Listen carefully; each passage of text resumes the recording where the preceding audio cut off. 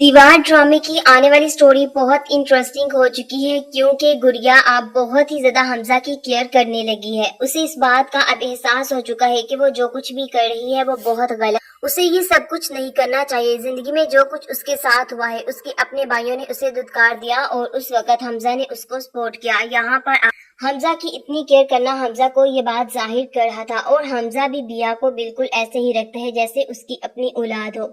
यहाँ तक कि वो बिया के लिए अब बहुत कुछ करना चाहता है। यहाँ तक बिया के नाम पर वो एक ब्रांड भी ओपन करते हैं और कहते हैं कि इस पर सिर्फ मेरी बेटी का हक, कोई उसे कभी भी घर से बाहर नहीं निकाल पाए। लेकिन नाजलीन ने जो भी फैसला किया और जिस तरह इल्जाम लगाकर ये सब कुछ किया, उसे इस बात का अंदाजा नहीं था कि उसने गुड़िया को कितना अच्छा मौका दिया है एक अच्छी लाइफ गुजारने का।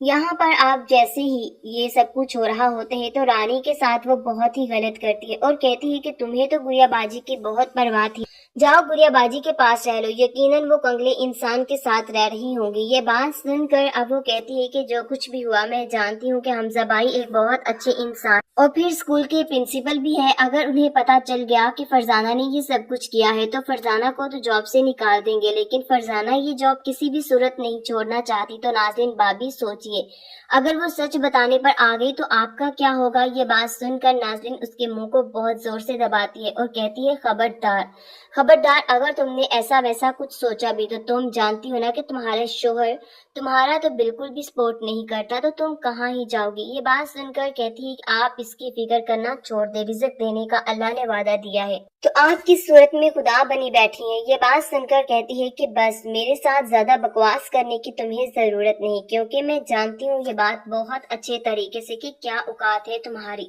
ये बात सुनकर कहती है कि भाभी मुझे इन सब बातों से कोई फर्क नहीं पड़ता।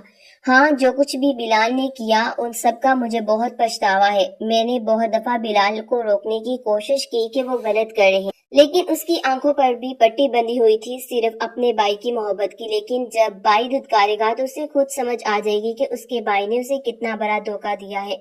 शायद आपको अभी इस बात का अंदाजा नहीं है कि शारिक भाई आपकी तो कोई बात मानते ही नहीं है। वो बिलाल ही होता था जो आपकी तरफदारी करते तो ही कहीं जाकर आपके शौहर आपकी बात को वैल्यू करते थे, अदरवाइज वो आपको अपनी जूते की नोक पर रखते हैं। और इस मामले में मैं बहुत खुश नसीब हूँ कि मेरा शौहर वही करता है जो मैं उसे कहती। इस बात का भी तो अंदाजा आपको होगा। लेकिन दूसरी तरफ आफी और आमर के दरमियान बढ़ती हुई नाराजगियां देखकर उसका बाप डिसाइड करते हैं कि आफी को अब बहुत अच्छा मौका है ट्रैप करने का, क्योंकि अब इसकी शादी फाहद से करवाना मुश्किल भी नहीं है। मैं जानता हूँ कि अब वो कभी भी आमर के साथ रहने को फोकियत नहीं देगी, लेकिन ये इसके बाप की बहुत बड़ी गलतफहमी